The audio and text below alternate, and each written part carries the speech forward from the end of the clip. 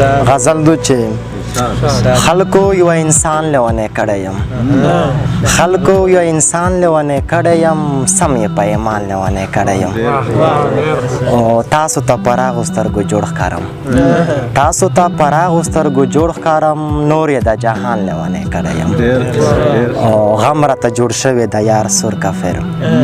غم راته جوړ شوی د یار سور کافر زه یې مسلمان لیونه کړی یم او هم شته پاس کېدل او پیل کېدل پخکې فرهاده هم شته پاس کېدل او پیل کېدل پخکې داسې امتحان لیونه کړی یم او یو راکیب خونه ده چې یې مړ کړمه ظهیر صاحب یو راکیب خونه ده چې یې مړ کړمه ټول د دوی خاندان لیونه کړی یم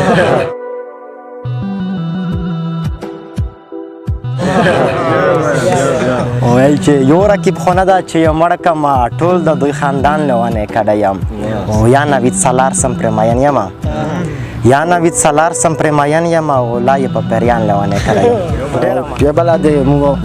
مخشنۍ غزل دوی چې ته په خپله ښیې خو محفل د خوندور نه وي ته په خپله ښیې خو محفل د خوندور نه وي یو در سره ښه ناست وي او بل د خوندور نه وي زی روان کاروان د زندګۍ د حصارېږي نه زی روان کاروان د زندګۍ د حصارېږي نه هله به خفه چې منزل د خوندور نه وي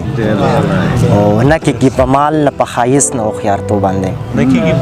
نه کېږي په مال نه په ښایست نه هوښیارتوب باندې واړه بې فایدې دي چې عمل د خوندور نه وي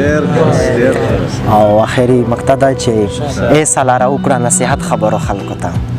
ای سالاره وکړه نصیحت خبرو خلکو ته هسې خوارې مه کړه چې غزل د خوندور نه وي